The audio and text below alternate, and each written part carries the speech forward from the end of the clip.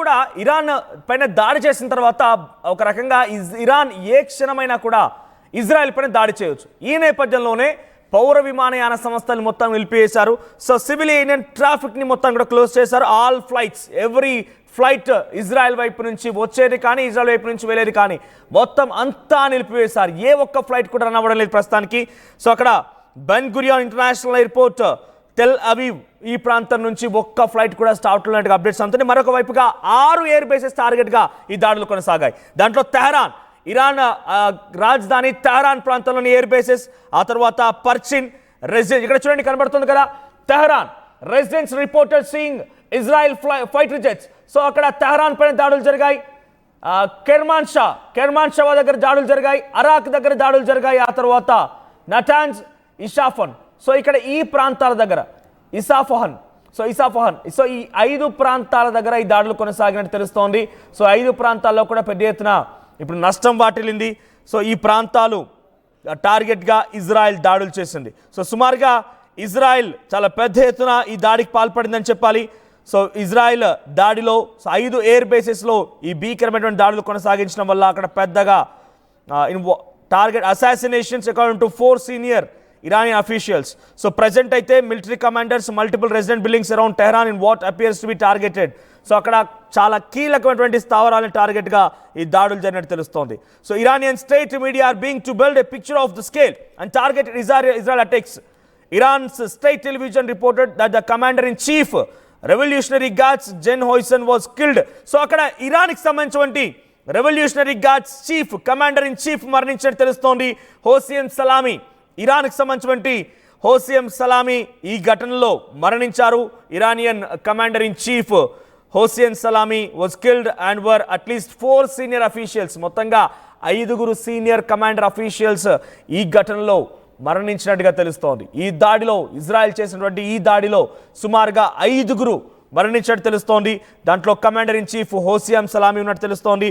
మరోవైపుగా Iranian state news agency దీన్ని ధృవీకరించింది. So Tabriz, a city located in north western Iran with an Azeri population and a center of commerce is currently under attack. At least 5 explosions here. So అక్కడ అజేరీ ప్రాంతంలో అత్యధికంగా జనాభా కలిగినటువంటి ప్రాంతంలో western Iran దగ్గర భీకరమైనటువంటి దాడులు, 5 మిసైల్స్ అక్కడ పడిపోయాట. దీంట్లో చాలా పెద్ద ఎత్తున మరణాలు సంభవించి ఉంటాయనేది ఇరానియన్ మీడియా చెప్తోంది. ఇరాన్ దేశానికి సంబంధించిన మీడియా సంబంధించిన అథెంటిక్ ఇన్ఫర్మేషన్ మీకు చూపించే ప్రయత్నం చేస్తున్నాను. తబ్రీజ్ దగ్గర ఒక అజేరీ హైలీ పాపులేటెడ్ ఏరియాలో 5 మిసైల్స్ ని ప్రయోగించిందట ఇజ్రాయెల్. ఈ దాడిలో సుమారుగా కొన్ని వందలాది మంది మరణించినట్టుగా తెలుస్తోంది. సో వారంతా కూడా సామాన్యమైనటువంటి పౌరులంటగా చెప్తోంది. So Israel Tehran including Parchin residential homes and 2 highly secure complexes military commanders ఉన్నటువంటి ఆ ప్రాంతాన్ని, మల్టిపుల్ రెసిడెన్షియల్ బిల్డింగ్స్ ని టార్గెట్ చేసుకొని తెహరాన్, పార్చిన్ ప్రాంతాల్లో ఈ దాడులు కొనసాగించింది. సో ఈ దాడుల్లో అక్కడ ఉన్నటువంటి హోసియాన్ సలామీ అనేటువంటి ఒక వ్యక్తి మరణించినట్టు తెలుస్తోంది. ఆయన commander in chief for Iran. So దీంతో పాటుగా senator Jack Reed, the top Democrat on the Armed Services Committee, criticized that Israel's alarming decision to launch air strikes on Iran is a reckless escalation. కావాలని దాడి చేసి రెచ్చగొట్టే ప్రయత్నం చేస్తోంది అని చెప్పి వాళ్ళు చెప్తున్నారు. So Tabriz, a city located in western Iran with an Azeri population and a center of commerce, is currently under attack. ఇంకా ఈ దాడులు కొనసాగుతున్నాయి. So Netanyahu and his defense minister Israel Katz decided on Monday that the attack would begin this Friday. So సోమవారం రోజున decide అయ్యారట, శుక్రవారం రోజున తప్పనిసరిగా Friday రోజున ఈ దాడులు చేయాలని చెప్పి సోమవారం రోజునే ఈ దాడులకి ముహూర్తం ఖరారు చేసుకున్నారట. అందులో భాగంగానే ఈరోజు దాడులు చేసినట్టు తెలుస్తోంది. In coordination with the military chief of staff lieutenant general Eyal Zamir. So Israel సంబంధించిన military chief lieutenant general Eyal Zamir వ్యక్తితో ఇప్పటికే దీన్ని సోమవారం రోజునే షెడ్యూల్ చేసినట్టు తెలుస్తోంది. ఈ దాడిని వారంతా కూడా సోమవారం రోజునే ఫిక్స్ చేసినట్టు తెలుస్తోంది. అటు నేతన్యాహుతో పాటుగా లెఫ్టినెంట్ జనరల్ ఇయాల్ జమీర్కి ఈ ప్రకటనని సోమవారమే నిర్ధారించారు. మనం శుక్రవారం రోజున తప్పకుండా దాడి చేయాల్సిందే, అక్కడ దాడి చేసి అక్కడ భీకరమైనటువంటి దాడులతో మనం ముందుకు వెళ్లాల్సినటువంటి ప్రకటన సోమవారం రోజున నిశ్చయమైనట్టు తెలుస్తుంది. ఒకసారి ఇరాన్లో ఈ రోజు తెల్లవారుజామున ఉదయాన్నే ఎటువంటి దాడులు జరిగాయో ఒకసారి ఆ విజువల్స్ ని మీరు చూడండి. ساعت الان 3:37 دقیقه ورودی فرهزاد پایین یه ساختمان مسکونی زده شده.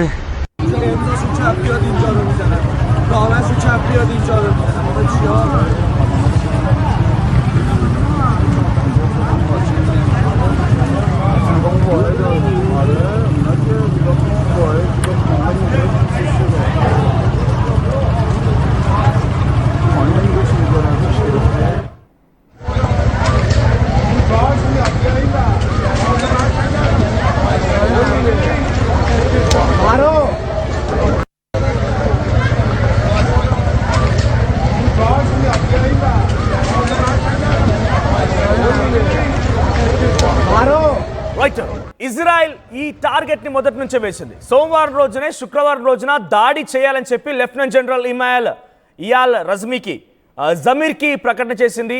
అటు army chief, Israel army chief lieutenant general Eyal జమీర్కి ప్రకటన చేసింది. ఎందుకంటే ఇక్కడ ఒకటి గమనించండి, ఇందాక నేతన్యాహు మాట్లాడుకొచ్చారు, మళ్ళీ మీకు ప్లే చేస్తాను ఒకసారి. ఈ ఫజ్బుల్ ఇజ్రాయెల్ ప్రధాని నేతన్యాహు మాట్లాడింది మరి ఒకసారి ప్లే చేయండి పీసీఆర్. సో దాంట్లో ఆయన ఏం చెప్తున్నారు, 9 అణుబాంబులు ఉన్నాయి.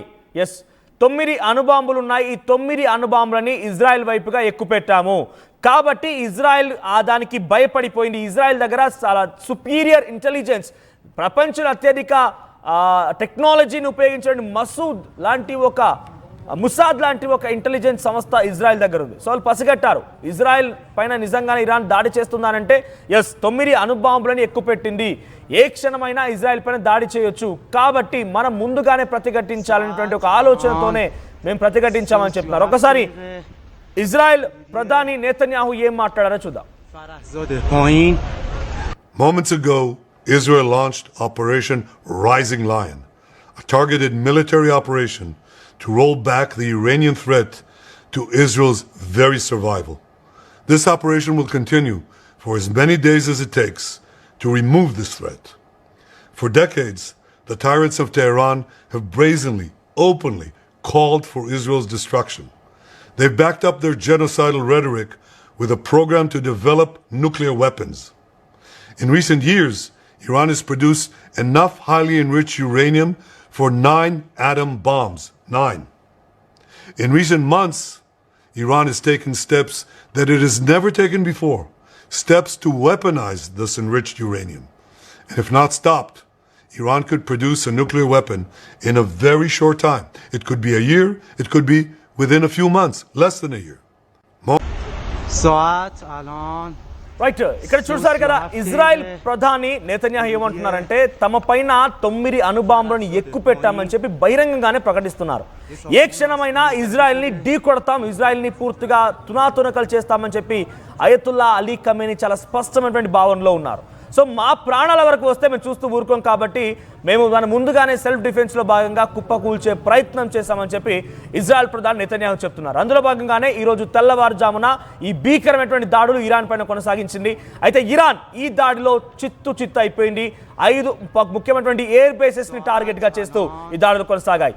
ఇరాన్ రాజధాని తెహ్రాన్లో ఈ దాడులు జరిగాయి. ఒకసారి మీకు మ్యాప్ చూపిస్తాను ఎక్కడెక్కడ ఈ దాడులు కొనసాగాయనేది. సో 9 స్థావరాల నుంచి వాళ్ళంతా అణుబాంబులు ఎక్కుపెట్టి ఉన్నటువంటి ఆ ప్రాంతాలను టార్గెట్గా కొనసాగాయి. సో దాంట్లో ఇక్కడ తెహ్రాన్, నటాన్స్, ఈసాఫహాన్, తర్వాత కెర్మాన్షా, అరాక్ ఈ 5 ప్రాంతాల్లో దాడులు కొనసాగించింది ఇజ్రాయెల్. చాలా భీకరంగా దాడులు కొనసాగించింది. సుమారుగా కొన్ని 10ల సంఖ్యలో 100ల సంఖ్యలో తనటువంటి క్షిపణులు, బాలిస్టిక్ క్షిపణులని, డ్రోన్లని ప్రయోగించింది. అక్కడ ఈ దాడులు చాలా భీకరంగా కొనసాగాయి. అయితే ఆ తర్వాత వెంటనే ఇటు ఇజ్రాయెల్ కూడా అలర్ట్ అయింది. ఇక్కడ మధ్యలో అమెరికా కూడా ఎంట్రీ ఇచ్చింది. అమెరికా ఏం చేసిందంటే అమెరికా ఎంట్రీలో ఇక్కడ మనం చూడాల్సిన ఒక అంశం ఏంటంటే అమెరికా ఏం చెప్తోంది, మొదటి నుంచి ఇజ్రాయెల్కి వార్ ఎక్విప్మెంట్ పంపించేది అమెరికా అనేటువంటి మాట ప్రపంచ దేశవ్యాప్తంగా తెలుసు. సో ఇరాన్ ఎప్పుడైతే ఇజ్రాయెల్కి సంబంధించిన బందీలని హమాస్ దగ్గర, హజ్బుల్లా దగ్గర, గాజా లాంటి ప్రాంతాల్లో ఎప్పుడైతే తమ ఇజ్రాయెల్ బందీలని వారు అక్కడ సరెండర్ చేశారో, వాళ్ళు అక్కడ అరెస్ట్ చేసి వాళ్ళ దగ్గర ఉంచేసుకున్నారో, వాళ్ళని విడుదల చేయకపోతే మీకు నరకం చూపిస్తానంటూ కూడా హమాస్, హెజ్బుల్లాని అమెరికా హెచ్చరించింది. పైపెచ్చు ఇరాన్ అధ్యక్షుడితో కూడా మేము చర్చలకు సిద్ధంగా ఉన్నాం, రండి మాట్లాడదాం, లేదనంటే మీకు నరకం చూపిస్తానన్న మాటను కూడా డొనాల్డ్ ట్రంప్ ఇరాన్ పైన చాలా పెద్ద ఎత్తున మాట్లాడుకొచ్చాడు. అయితే ఈరోజు ఇజ్రాయెల్ దాడి చేయడంతో ఇరాన్ అమెరికా కూడా దీంట్లో భాగస్వామ్యం అయి ఉంటుందనేటువంటి భావన ఉంటుంది కాబట్టి దానికి ముందస్తుగానే వైట్ హౌస్ నుంచి ఒక లేఖ విడుదలైంది. ఒకసారి వైట్ హౌస్ లేఖను ప్లే చేయండి. సో వైట్ హౌస్ లేఖ దాంట్లో ఏముంది?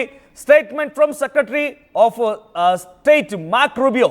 So target tonight Israel took unilateral action against Iran. ఒంటరిగా నిర్ణయం తీసుకుంది. We are not involved in strikes against Iran and our top priority is protecting American forces in the region. So మేము Iran పైన డైరెక్ట్గా దాడి చేయలేదు. We are not involved. మేము ఈ స్ట్రైక్స్లో పాల్గొనలేదు. కాబట్టి అమెరికా ఫోర్సెస్ని మీ దేశంలో మీ ప్రియారిటీ అంటే మీ దేశంలో అమెరికా ఫోర్సెస్ని రక్షించడం కూడా మా కీలకమైన బాధ్యతే. So Israel advised us that they believe this action was necessary for its self-defense. President Donald Trump administration have taken all necessary steps to protect our forces and remain in close contact with neighbor regional partners. So మేము ఎక్కడ దాడి చేయలేదు, Israel చెప్తోంది తన self డిఫెన్స్లో భాగంగా Iran పైన దాడి చేస్తామని చెప్తోంది. సో దానికి మాకు సంబంధం లేదని చెప్పి అమెరికా ప్రకటించింది. కట్ చేస్తే సో 5 స్థావరాల పైన ఇజ్రాయెల్ దాడి చేసింది. ఆ తర్వాత ఇజ్రాయెల్ కూడా ఇరాన్ ఏ క్షణమైన తమపై దాడి చేయవచ్చు అనే భావనలో ఉంది కాబట్టి తన దగ్గర ఉన్నటువంటి సివిల్ ఏవియేషన్స్ని పూర్తిగా నిలిపేసింది. సివిల్ ఏవియేషన్స్ నిలిపేయడంతో పాటుగా ఎమర్జెన్సీని ప్రకటించింది.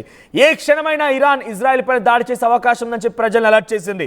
సో ఇక్కడ ఇజ్రాయెల్ దాడి చేసినటువంటి ఆ మ్యాప్ని మీరు చూస్తున్నారు కదా, అక్కడ చూడండి చాలా క్లియర్గా ఎక్కడెక్కడ దాడులు చేశాయో చెప్పారు. So I don't promise success alone. So ఇక్కడ ఇయాల్ జమీర్ ఎప్పుడైతే ఈ ప్రకటనకు సంబంధించి ఆయన విన్నారో సో డెఫినెట్గా కౌంటర్ అటాక్స్ అనేది వస్తాయి. సో కాబట్టి నేను డెఫినెట్గా చెప్తున్నాను కౌంటర్ అటాక్స్ వస్తాయి. I don't promise successes alone. విజయం మనదే అవుతుంది, మనమే గెలుస్తాం. ఇక్కడ ఎటువైపుగా మన వైపు నుంచి మన దగ్గర దాడులు జరిగిన ఎటువంటి నష్టం వాటిల్లదు అని నేను చెప్పలేను, కానీ మనం విజయం సాధిస్తామని చెప్పి ఇయాల్ జమీర్ చెప్తున్నటువంటి మాటని ఎవరు ఇజ్రాయెల్కి సంబంధించినటువంటి army in chief lieutenant general Eyal జమీర్కి సోమవారం రోజునే అటు నెతన్యాహు నుంచి కీలకమైనటువంటి ఒక ప్రకటన వచ్చిందట. So the Israel military said struck Iran early in the Friday morning. Israel military చెప్తోంది డజన్స్ ఆఫ్ మిలిటరీ టార్గెట్స్ని టార్గెట్ చేశాం, న్యూక్లియర్ సైట్స్ని టార్గెట్ చేశాం. So the scale of attacks and the damage they caused were not immediately clear. మేము ఇప్పటివరకు ఏ రకంగా దాడి చేస్తాం, అక్కడ ఎటువంటి కుప్పకూలిపోయాయి అనేది మాకు ఇంకా స్పష్టమైనటువంటి ఆ ప్రకటన విడుదల చేయలేకపోతున్నాం. So that the long simmering conflict between the two countries could escalate into an all-out war involving the most two powerful militaries in the Middle East. Middle East countries లో the most powerful military అటువంటి Israel Iran మధ్య ఈ భీకరమైనటువంటి దాడి ఎటువంటి పరిస్థితి దారితీస్తుందో తలుచుకుంటేనే చాలా ఘోరాతి ఘోరంగా ఆందోళనకరంగా ఉంది. మరి మిడిల్ ఈస్ట్ కంట్రీలో డెఫినెట్గా ఇరాన్ ఏ క్షణమైనా నాకు తెలిసి ఇప్పటికే సిద్ధమై ఉంటుంది. వాళ్ళు ఎట్టి పరిస్థితుల్లో కూడా రిటలియేషన్ సిద్ధంగా ఉన్నారు. ఆ దాడులు కనుక కొనసాగించాల్సి వస్తే డెఫినెట్గా ఇరు దేశాల మధ్య ఈ దాడి ఒక భారీ యుద్ధానికి భారీ నష్టానికి వాటిల్లే అవకాశం కనబడుతోంది. చూద్దాం మరి ఏం జరుగుద్దో.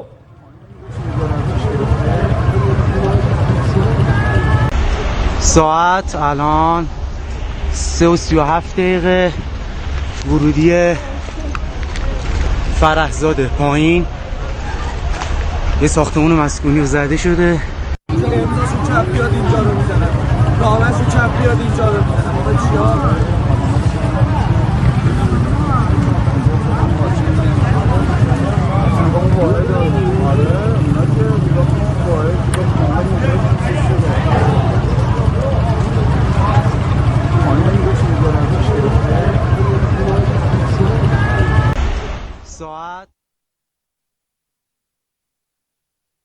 తెలుగులో ఫాస్టెస్ట్ న్యూస్ ఇప్పుడు కొత్త అవతారంలో 5 సెకండ్లోనే పూర్తి వార్తా సమాచారం మీ చేతిలో.